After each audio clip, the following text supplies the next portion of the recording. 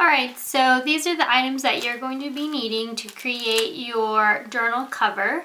Now with this journal project, you're going to need a regular hole punch. You're going to need some scissors or a box cutter, and you're going to need a pencil. Marker is fine. So this here is the journal that I bought, or the calendar that I bought. It's from Create 365. It's the Happy Planner. And the front and the back have the covers that are like the laminated kind, and it's pretty thick and durable. The one that so this journal already comes with the discs and with your calendar on the inside, your tabs and all that good stuff for you to start, filling it in on your calendar and whatnot. I added some of these extra little things. You can buy, and I believe that was, I don't want to lie, maybe like $30 or something. You can get a coupon with it, but you can also buy these rings, or the discs is what they call them. You can buy these discs. They come 9 to a pack. This is like a rose gold type of a color. This is a gold color. They have blue and pink and some other black. I believe they have smaller ones than these, and then they have the whiter ones. But you can buy 2 packs of these and make a regular sheet of paper sized journal or calendar or whatever kind of packet journal you need. So this one was from Teachers Pay Teachers. It has my to-dos, my meetings. When I printed all of this stuff out, I wasn't thinking, and I didn't print it on cardstock. So I just used regular paper. And in doing so, when I laminated it, it's very flimsy, and so I love it because it's very light. It is definitely lighter than this one here, but I don't like it because it's so flimsy. I'm just, it just kind of flops around. I'm just not used to the flimsiness of it. So on YouTube, there's this girl, her channel's called Coupons Provide, and she's from here in Houston somewhere. She's awesome. Subscribe to her channel if you'd like. She's got great ideas. So this idea I got from her, so all credit goes to her. But this I got at the Dollar Tree, the chopping mat, and it's just the clear. It's not 100% clear. Let's open this up. It's kind of opaque a little bit, and what I love about this particular one is that it comes with 2. So one side is kind of like a grainy-ish, not so shiny side, and then the other side is definitely has more of a shine. So you just decide on which side it is that you're going to want to be having on the inside or outside of your planner.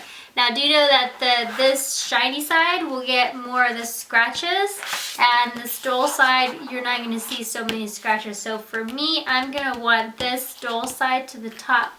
So what I'm going to do is I'm going to trace out this top paper, cut it out, and then put it in the discs after creating the hole. Once I'm done, it's going to give it a little bit more of sturdiness in it. It's going to protect my top sheet or my first sheet of my journal, and I'm going to be able to, decorate this one as well, put stickers or stickies or sticky notes or whatever I need on this one here. I'm going to go ahead and get started.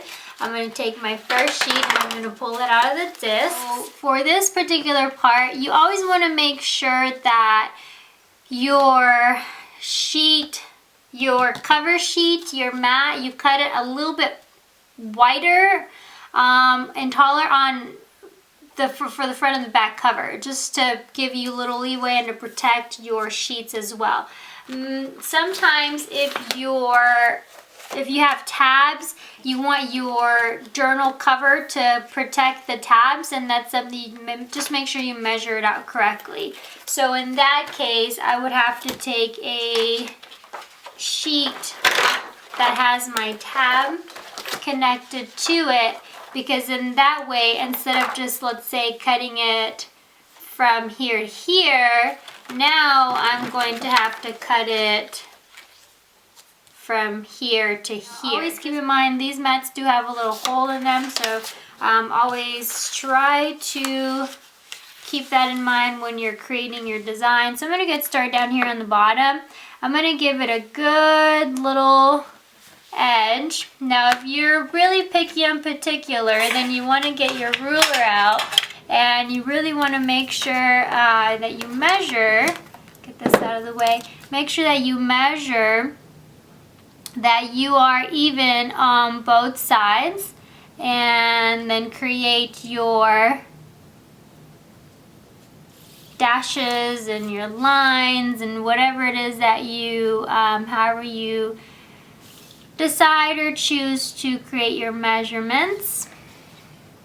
And that's about right for me. So that's good there. So I'm going to go ahead and take my ruler, and right at the edge of it I'm going to create my line. Now if you had a box cutter, you just do the same thing I'm doing with the pencil, and just don't push too hard, because then it's plastic, it'll slip. But with the box cutter, or for example if you did it with the scissor, you're just going to come in through and just go over and over with the box cutter until it cuts it through. The measurements on the hole punch are not going to match, because remember your plastic is wider, bigger, taller than your sheet. So these are the hole punches here. It kind of is like a little mushroom, I call it. It's a little slit, and then it's got a little mushroom head on the top.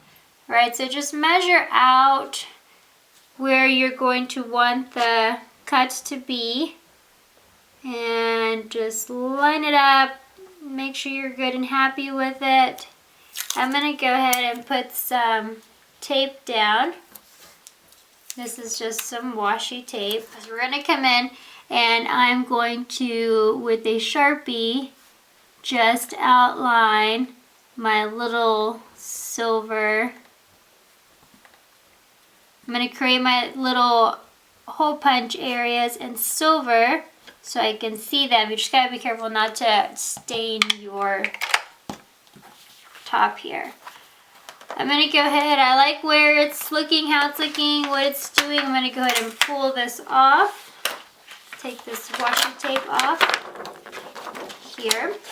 And I'm going to take, again, you can come in and you can try to hole punch it. The only bad thing about this is that sometimes this is really thick and this is really hard to put the hole punch in. So you just take your regular 3-hole or your regular single punch, and what you're going to do is you're going to come in and put that hole right on the edge of that mushroom and cut the little sliver. The sliver you want to make sure not to make too thick or too thin, because then it doesn't go in or it slips right out of your discs. So now when you add your discs in, okay, you always want to I always have an extra one just to make sure. So that is how you add the disc in. Alright, so once you've got all your hole punches done and your slits cut from one side, now you want to do the back cover. So again, just being aware of what direction you're cutting it. So I want the glossy side on the inside, so I'm going to go ahead and line up so that I don't have to do all the measuring thing with the regular paper and measuring with the ruler. I'm going to go ahead and take the same washi tape that I used. Alright, so now what I'm going to do is I'm going to take my ruler, give me a nice straight line, best as I can, and then ruler on the other side, and straight line. Before I take my tape off, I'm going to go ahead and take my Sharpie, which here we go. And we're going to create our little mushrooms. So I like to outline the circle part of the hole, the top part, so I know how far to go in with my hole punch, and then just I like the thickness of the Sharpie. This is just a regular Sharpie, but I like the thickness of it because it measures perfectly how thick or thin I need to do my little slit. Okay, so now we're going to go ahead and cut this. Alright, and so once you have both of your mats hole punched, ready to go, then you want to go ahead and take your journal. You want to make sure you've got the non-shiny or whatever side you decided to be on the top. So here's the back. And then I'll put my 2 sheets back in, my front cover, and you just gotta push. And then here is my top sheet.